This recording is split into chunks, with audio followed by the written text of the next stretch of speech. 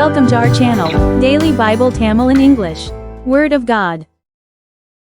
Bible சவாலின் 234வது நாளுக்கு வரவேற்கிறோம். இன்று நாம் ஏசாயா 25 முதல் 27 வரை வாசிக்கிறோம். தேவனுடைய உண்மை, இரட்சிப்பு, பாதுகாப்பு மற்றும் இறுதியான வெற்றி ஆகியவற்றின் அழகான படத்தை இன்றைய வாசிப்பு நமக்கு வெளிப்படுத்துகிறது. ஆண்டவரை நம்புகிறவர்களுக்கு அவர் அடைக்கலமாகவும் பலவீனமானவர்களுக்கு பெலனாகவும் இருக்கிறார் என்பதையும், இறுதியில் மரணத்தின் வல்லமையை அழித்து ஒவ்வொரு கண்ணீரையும் துடைத்து விடுவார் என்பதையும் நாம் நினைவு கூறுகிறோம். தேவனுடைய மக்கள் பொறுமையுடன் அவருக்காக காத்திருந்து உண்மையுடன் நிலைத்து அவருடைய நீதியான வழிகளில் நம்பிக்கை வைக்க வேண்டும் என்றும் இந்த பகுதிகள் நம்மை அழைக்கின்றன. தேவனுடைய வார்த்தையின் இந்த பயணத்தில் தொடர்ந்து செல்லும் நாம் நம்பிக்கையுடன் நமது இருதயங்களை உயர்த்தி எந்த சூழ்நிலையை எதிர்கொண்டாலும் ஆண்டவரே நமது நித்திய பெலனும் பாதுகாப்பான அடைக்கலமுமாக இருக்கிறார் என்பதை நினைவில் கொள்வோம். இன்றைய வாசிப்பு நமது நம்பிக்கையை புதுப்பித்து விசுவாசத்தை வலுப்படுத்தி உண்மையுள்ள தேவனிடம் நம்மை மேலும் நெருக்கமாக அழைத்துச் செல்லட்டும். Welcome to day 234 of the Bible Challenge. Today's reading from Isaiah chapter 25 to 27 gives us a beautiful picture of God's faithfulness, salvation, protection, and ultimate victory. We are reminded that the Lord is a refuge for those who trust in Him, a strength for the weak, and the one who will ultimately destroy the power of death and wipe away every tear. These passages also call God's people to wait patiently for Him, remain faithful, and trust in His righteous ways. As we continue our journey through God's Word, let us lift our hearts with hope and remember that no matter what we face, the Lord is our everlasting strength and our secure refuge. May today's reading renew our hope, strengthen our faith, and draw us closer to our faithful God. ஏசாயா அதிகாரம் 25. Isaiah chapter 25. வசனம் 1. கர்த்தாவே, நீரே என் தேவன், உம்மை உயர்த்தி உமது நாமத்தை துதிப்பேன். நீர் அதிசயமானவைகளைச் செய்தீர். உமது பூர்வ ஆலோசனைகள் சத்தியமும் உறுதியுமானவைகள். Verse 1. O Lord, Thou art my God, I will exalt Thee, I will praise Thy name. For Thou hast done wonderful things. Thy counsels of old are faithfulness and truth. வசனம் 2. நீர் நகரத்தை மண்மேடும் அரணான பட்டணத்தை பாழுமாக்கினீர். அந்நியரின் ராஜதானியை ஊராயிராதபடிக்கும் என்றைக்கும் கட்டப்படாதபடிக்கும் செய்தீர். Verse 2. For Thou hast made of a city an heap, of a defenced city a ruin, a palace of strangers to be no city. It shall never be built. வசனம் 3. ஆகையால் பலத்த ஜனங்கள் உம்மை மகிமைப்படுத்துவார்கள். கொடூரமான ஜாதிகளின் நகரம் உமக்கு பயப்படும். Verse 3. Therefore shall the strong people glorify Thee, the city of the terrible nations shall fear Thee. வசனம் 4. கொடூரமானவர்களின் சீரல் மதிலை மோதியடிக்கிற பெருவெள்ளத்தை போல் இருக்கையில், நீர் ஏழைக்கு பெலனும் நெருக்கப்படுகிற எளியவனுக்கு திடனும் பெருவெள்ளத்துக்கு தப்பும் அடைக்கலமும் வெயிலுக்கு ஒதுங்கும் நிழலுமானீர். Verse 4. For Thou hast been a strength to the poor, a strength to the needy in his distress, a refuge from the storm, a shadow from the heat, when the blast of the terrible ones is as a storm against the wall. வசனம் 5. வறட்சியான இடத்தின் காங்கை மேகத்தினால் தணிவது போல் அந்நியரின் மும்முரத்தை தணிய பண்ணுவீர். மேகத்தின் நிழலினால் வெயில் தணிகிறது போல் பெலவந்தரின் ஆரவாரம் தணியும். Verse 5. Thou shalt bring down the noise of strangers, as the heat in a dry place, even the heat with the shadow of a cloud. The branch of the terrible ones shall be brought low, வசனம் 6. சேனைகளின் கர்த்தர் இந்த மலையிலே சகல ஜனங்களுக்கும் ஒரு விருந்தை ஆயத்தப்படுத்துவார். அது கொழுமையான பதார்த்தங்களும் பழமையான திராட்சரசமும் ஊனும் நிணமும் உள்ள பதார்த்தங்களும் தெளிந்த பழமையான திராட்சரசமும் நிறைந்த விருந்தாயிருக்கும். Verse 6. And in this mountain shall the Lord of hosts make unto all people a feast of fat things, a feast of wines on the lees, of fat things full of marrow, of wines on the lees well refined. வசனம் 7. சகல ஜனங்கள் மேலும் உள்ள முக்காட்டையும் சகல ஜாதிகளையும் மூடியிருக்கிற மூடலையும் இந்த மலையிலே அகற்றி போடுவார். Verse 7.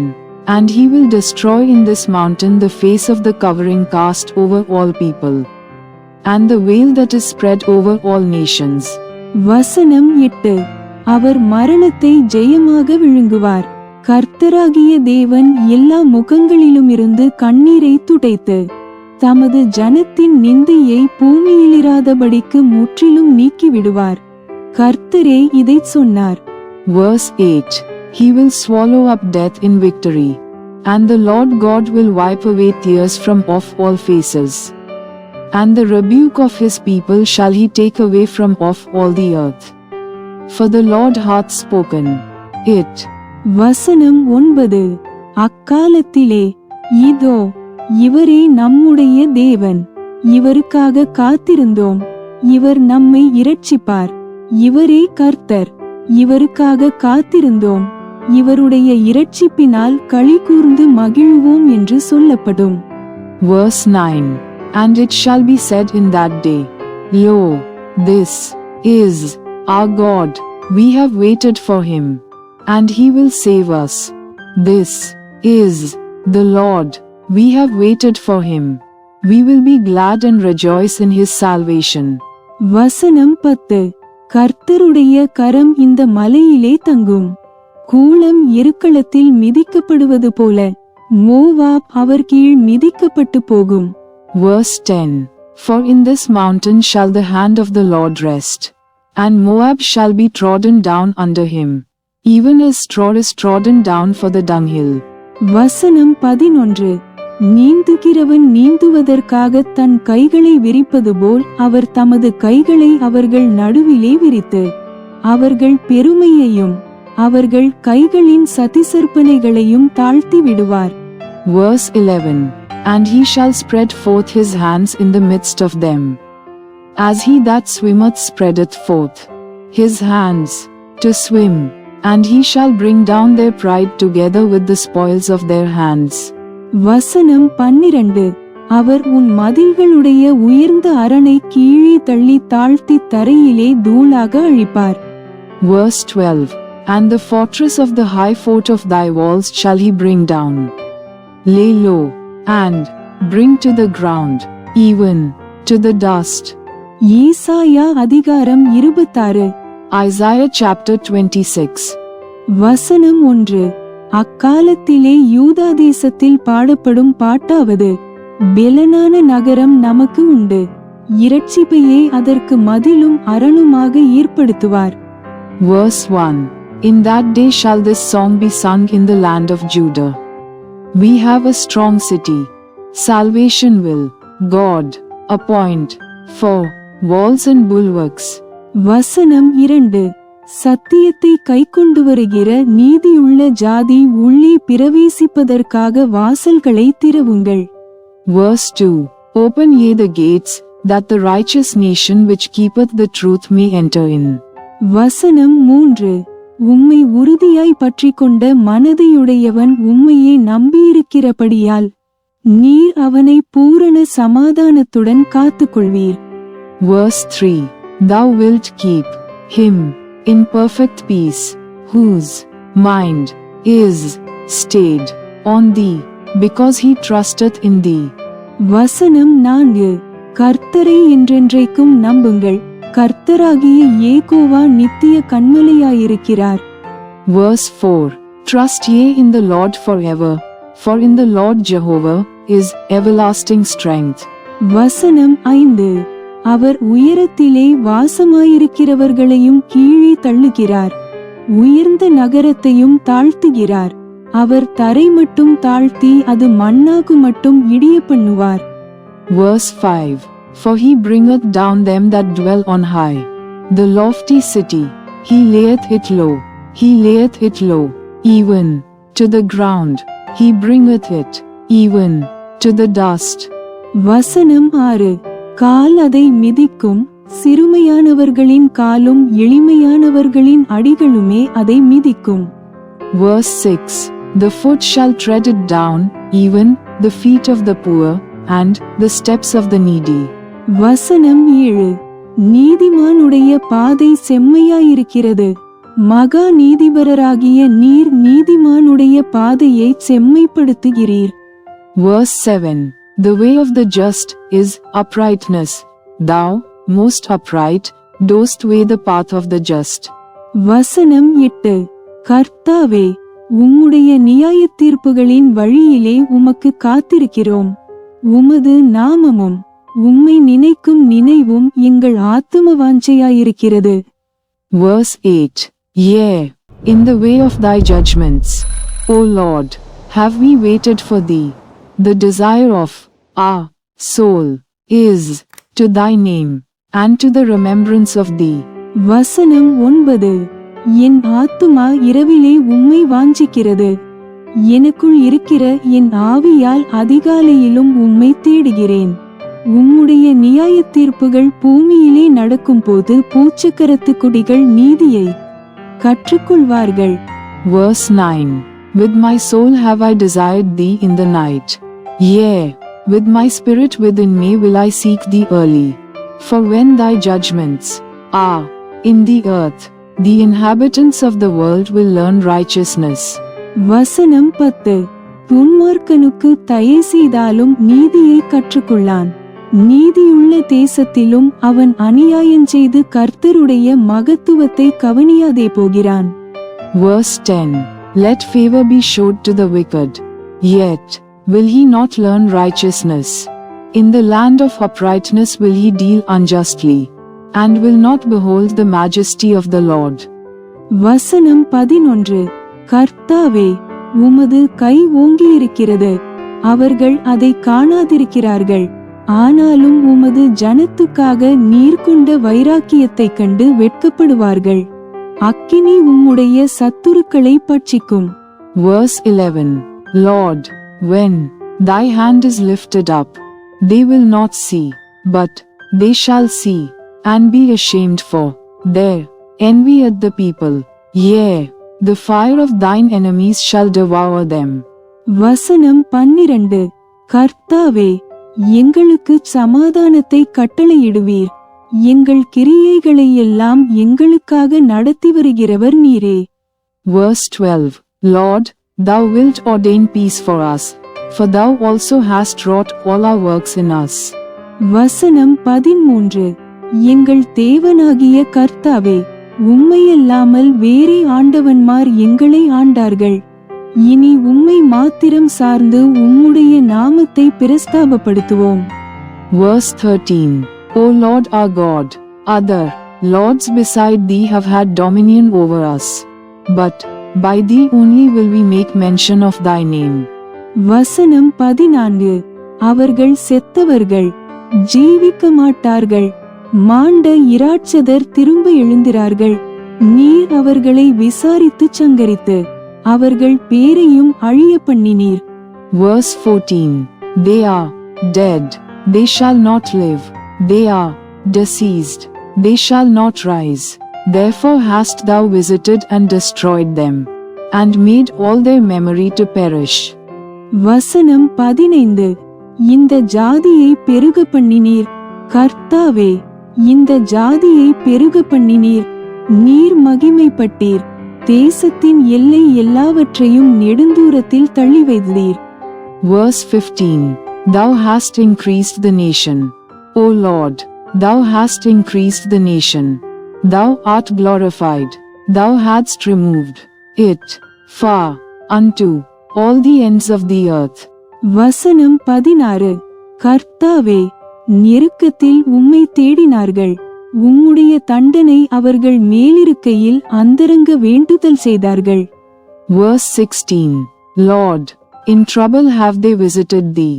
They poured out a prayer. When thy chastening was upon them. வசனம் 17. கர்த்தாவே, பேறுகாலம் சமீபித்திருக்கையில் வேதனைப்பட்டு தன் அம்பாயத்தில் கூப்பிடுகிற கர்ப்பவதியைப் போல உமக்கு முன்பாக இருக்கிறோம். Verse 17. Like as a woman with child, that draweth near the time of her delivery, is in pain, and crieth out in her pangs, so have we been in thy sight, O Lord. வசனம் 18. நாங்கள் கர்ப்பமாயிருந்து வேதனைப்பட்டு காற்றை பெற்றவர்களைப் போல் இருக்கிறோம். தேசத்தில் ஒரு இரட்சிப்பையும் செய்ய மாட்டாதிருக்கிறோம். ஊச்சக்கரத்து கொடிகள் விழுகிறதுமில்லை. Verse 18. We have been with child, we have been in pain, we have as it were brought forth wind, we have not wrought any deliverance in the earth, neither have the inhabitants of the world fallen. வசனம் 19. மரித்த உம்முடையவர்கள் பிரேதமான என்னுடையவர்களோடே கூட எழுந்திருப்பார்கள். மண்ணிலே தங்கியிருக்கிறவர்களே, விழித்து கெம்பீரியுங்கள். உம்முடைய பனி பூண்டுகளின் மேல் பெய்யும் பனி போல் இருக்கும். மரித்தோரை பூமி புறப்பட பண்ணும். Verse 19. Thy dead men shall live together with my dead body shall they arise. Awake and sing, ye that dwell in dust. For thy dew is as the dew of herbs, and the earth shall cast out the dead. வசனம் 20.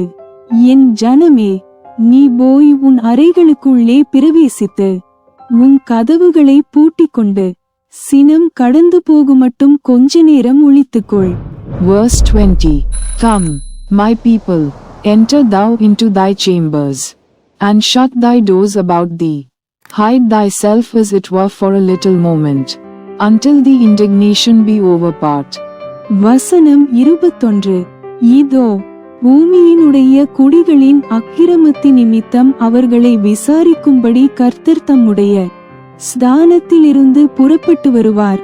பூமி தன் இரத்த பழிகளை வெளிப்படுத்தி தன்னிடத்தில் கொலை செய்யப்பட்டவர்களை இனி மூடாதிருக்கும். Verse 21. For, behold, the Lord cometh out of his place to punish the inhabitants of the earth for their iniquity. The earth also shall disclose her blood, and shall no more cover her slain. ஏசாயா அதிகாரம் 27. Isaiah chapter 27. வசனம் 1. அக்காலத்திலே கர்த்தர் Leviathan என்னும் நீண்ட பாம்பை, Leviathan என்னும் கோணலான சர்ப்பத்தையே, கடிதும் பெரிதும் பலத்ததுமான தமது பட்டயத்தால் தண்டிப்பார். சமுத்திரத்தில் இருக்கிற வலு சர்ப்பத்தை கொன்று போடுவார். Verse 1. In that day the Lord with his sovereign great and strong sword shall punish Leviathan the piercing serpent, even Leviathan that crooked serpent, and he shall slay the dragon that is in the sea. வசனம் 2. அக்காலத்திலே நல்ல திராட்சரசத்தை தரும் திராட்சத் தோட்டம் உண்டாயிருக்கும். அதை குறித்து பாடுங்கள். Verse 2. In that day sing ye unto her, a vineyard of red wine. வசனம் 3. கர்த்தராகிய நான் அதை காப்பாற்றி அடிக்கடி அதற்கு தண்ணீர் பாய்ச்சி ஒருவரும் அதை சேதப்படுத்தாதபடிக்கு அதை இரவும் பகலும் காத்துக்கொள்வேன். Verse 3. I the Lord do keep it. I will water it every moment, lest any hurt it. I will keep it night and day. வசனம் 4. உக்கிரம் என்னிடத்தில் இல்லை, முச்சிட்டியையும் நெருஞ்சிலையும் எனக்கு விரோதமாய் யுத்தத்தில் கொண்டு வருகிறவன் யார்? நான் அவைகள் மேல் வந்து அவைகளை ஏகாமாய் கொளுத்தி விடுவேன். Verse 4. Fury is not in me, who would set the briars and thorns against me in battle? I would go through them, I would burn them together. வசனம் 5. இல்லாவிட்டால் அவன் என் பெலனை பற்றிக்கொண்டு என்னுடைய ஒப்புரவாகட்டும், அவன் என்னுடைய ஒப்புரவாவான். Verse 5.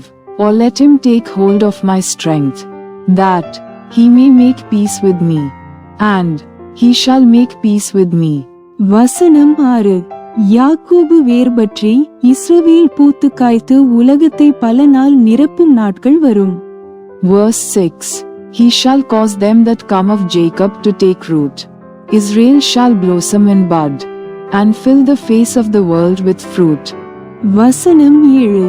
அவர் அவனை அடித்தவர்களை அடித்தது போல இவனை அடிக்கிறாரோ? அவர்கள் கொல்லப்படும் கொலையாய் இவன் கொல்லப்படுகிறானோ? Verse 7. Hath he smitten him, as he smote those that smote him? Oh, is he slain according to the slaughter of them that are slain by him? வசனம் 8. தேவரீர் ஜனத்தை துரத்தி விடுகையில் மட்டாய் அதனோடே வழக்காடுகிறீர். கொண்டல் காற்றடிக்கிற நாளிலே அவர் தம்முடைய கடுங்காற்றினால் அதை விலக்கி விடுகிறார். Verse 8. In measure, when it shooteth forth, thou wilt debate with it. He stayeth his rough wind in the day of the east wind. வசனம் 9. ஆகையால் அதனால் யாக்கோபின் அக்கிரமம் நிக்கிரகம் பண்ணப்படும்.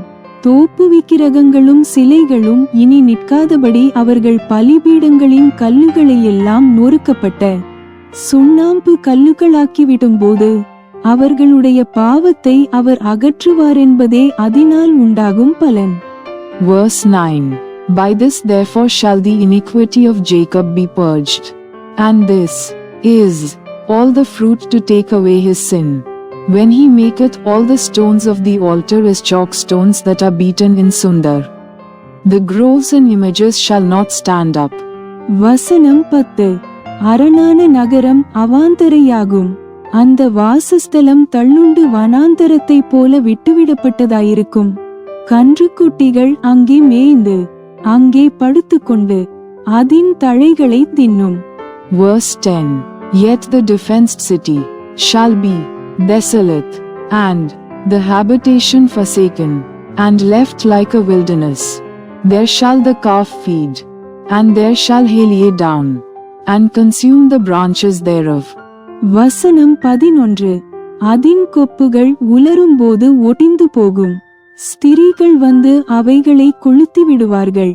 அது உணர்வுள்ள ஜனமல்ல, ஆகையால் அதை உண்டாக்கினவர் அதற்கு இரங்காமலும் அதை உருவாக்கினவர் அதற்கு கிருபை செய்யாமலும் இருப்பார்.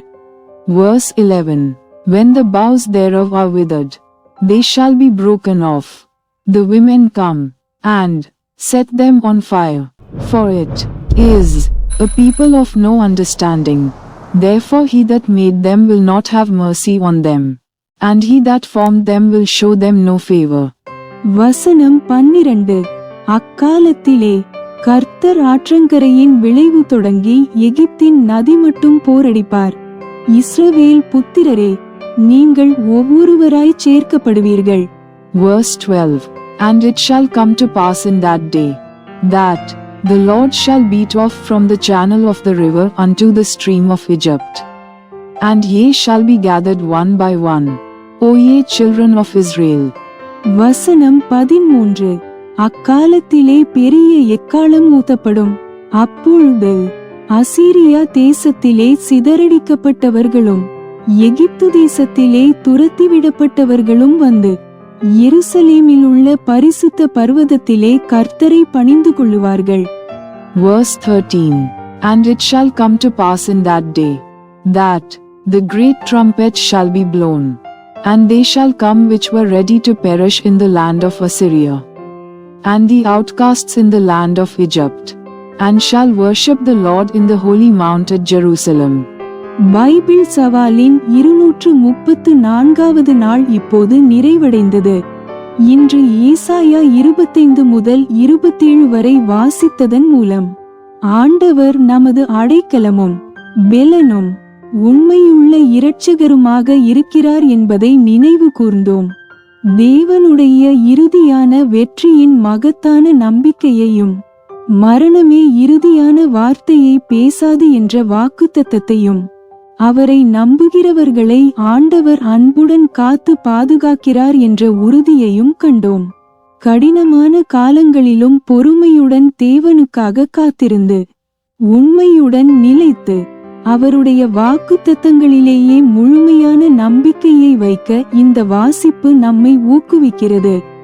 தேவனுடைய வார்த்தையின் இந்த பயணத்தில் தினமும் தொடர்ந்து உண்மையுடன் இணைந்திருக்கும் உங்கள் அனைவருக்கும் மனமார்ந்த நன்றி.